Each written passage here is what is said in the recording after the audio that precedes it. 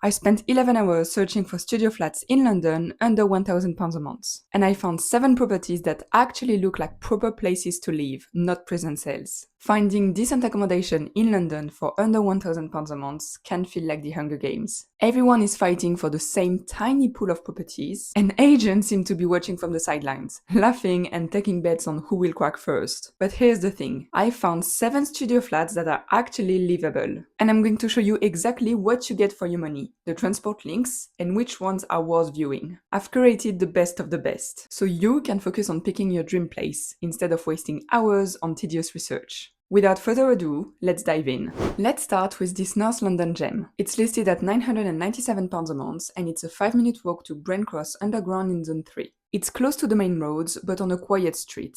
That would definitely be something to check during viewings because noise can be a deal breaker. But look at this, 18 square meters that actually feel like a home, not Harry Potter's bedroom. We've got a sofa bed, proper storage, and this open kitchen with everything you need. Washing machine, proper stove and oven, decent counter space, and big windows on 2 sides, so it's incredibly bright. The bathroom is great for a studio, good size, clean, modern, proper shower and storage. Plus, there is a separate entrance hall where you could add extra storage to keep the main room airy. It's on the 2nd floor with a lift and possibility of a parking spot. This is exactly what I mean by a proper living space, not a dirty bedroom with a fridge in the corner. If you've watched some of my other videos, you know that's one of my biggest pet peeves. If you like this first studio, wait until you see the next one. It has a layout that most places in this price range don't even try to offer. This flat is advertised at £1,000 a month and it is in North London. It is a 15-minute walk to Hendon Central in Zone 3. So a bit further but still manageable. And what really stands out here is that we have a separated kitchen from the main room. So you can actually have a dedicated reception area and a sleeping area, which is super unusual for £1,000 a month. Look at this kitchen. Plenty of storage, good counter space, washing machine, proper oven and stove, and a window. I think there is space for a small sofa or armchair here. So I would turn this place into a mini living room with an open plan kitchen. The main room, which would be the bedroom area, has storage, and from this reflection, there is definitely a window. I can't believe I'm saying that, but yes, this is something you definitely need to check when renting a place in London. If I lived here, I would move this wardrobe over here to create more space for the bed and a proper bedroom setup, but that's a minor detail. The bathroom isn't huge, but it's clean, has a bit of storage, and a good sized shower, so no complaints here. Also, all bills are included except from electricity and maybe Wi-Fi, so that will probably save you between £100 and £150 per month. This again feels like a proper living space, not some landlord trying to cram as many people as possible into a tiny house. The only downside, in my opinion, is the slightly longer walk to the underground station. If you are interested in this flat, you can get the link in my free newsletter. Every week, I share my favorite finds across London, ones that are clean, well located, and actually worth the price. If that sounds helpful, the link to sign up is in the description. This next flat is advertised at £1,000 a month. We are still in North London, a 6-minute walk from Crouch Hill Station in Zone 3. What caught my eye immediately was the view from the window. It's green and private, which is gold in London. And trust me, having a peaceful view like that can make a small space feel completely different. The kitchen is brand new, which is great, but it's pretty basic. You've got a washing machine, a small fridge, storage, but no proper stove. So you would need to get a plug-in one for this corner, which is definitely a downside. It's this kind of thing that you can write down when reviewing a listing and double-check during a viewing. Is there everything you need to cook, or are you expected to provide the missing equipment yourself? On the other hand, the bathroom is fantastic. It has a good size, a window, some storage, and looks very modern. It isn't furnished, but I quite like the potential here. This listing is a classic example of a trade-off that works for the right person. You lose the full, proper kitchen setup, yes. But you gain privacy, a nice view, and a modern interior that can hugely improve your day-to-day quality of life. When you're flat hunting in London on a budget, you can't have everything. But you can decide what really matters to you and build around that. That's exactly what I walk you through in this video. And I also explain how to actually use this concept when you're flat hunting in London. The next property is smaller, but it's also cheaper. So if £1,000 a month is a stretch for you, you're going to like this one. We're heading to South London for this flat advertised at £925 a month. It is near Thornton Heath train station in Zone 4.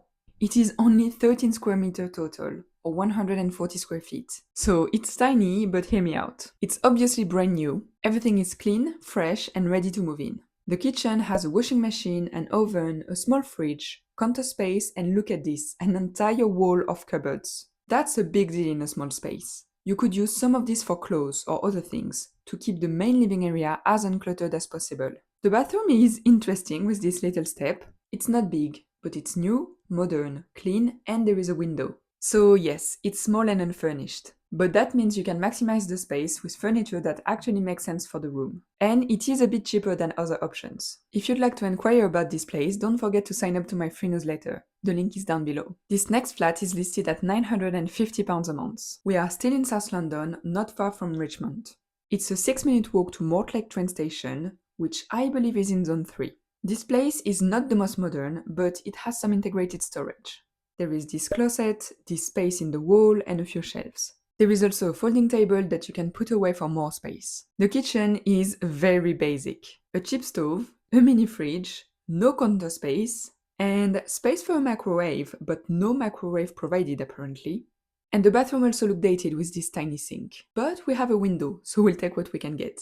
This definitely isn't the ideal studio, but for the price and location, it's still worth considering if you really want to live alone. This listing is a reality check. Not every flat in this price range will be bright, modern, and stylish. But remember that it still made it into this selection, where I only show you the best of what is currently available in London. The next place probably has the best location of today's selection, with plenty of public transport options. This flat is listed at £975 a month, and we are back in North London. And I selected this one mainly because of its location. It's in a lovely neighborhood and it's within walking distance of 3 underground lines: Northern Line, Jubilee, and Metropolitan. The closest station is Belsize Park, which is a 6-minute walk. If we look inside of the flat, we have good storage in the kitchen, a proper oven, and a big window. But let's be honest, this room is not big. And the bathroom is like the rest of the place. Tiny, but okay. This flat would be worth considering if you're on a budget and you value location and having your own place more than overall space. Oh, and just for context, I found another studio in the exact same area at the exact same price. And here's what this one looks like. The agent claimed it's just been redecorated, which... really? And apparently it has a fully fitted kitchen. But when you look closely, it's just a sink, a mini fridge, and this cheap little hot plate and microwave. Also, the countertop actually blocks the window blind, so I'm not even sure you can close it properly. If we look at the other side of the room, it's honestly not much better. I mean, do we really need 2 tables in a studio this size? So if we put both listings side by side, I don't think it's even close. But what do you think? Let me know in the comment, would you go for the one that I actually selected or this one? This next flat is advertised at £1,000 a month. It is also in North London, near Palmer's Green train station, which is a 10-minute walk. The highlight here is this kitchen, which is absolutely massive for a studio.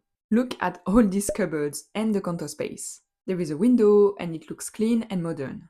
The main room is basic but clean. And the bathroom isn't big, but again, it's clean and modern.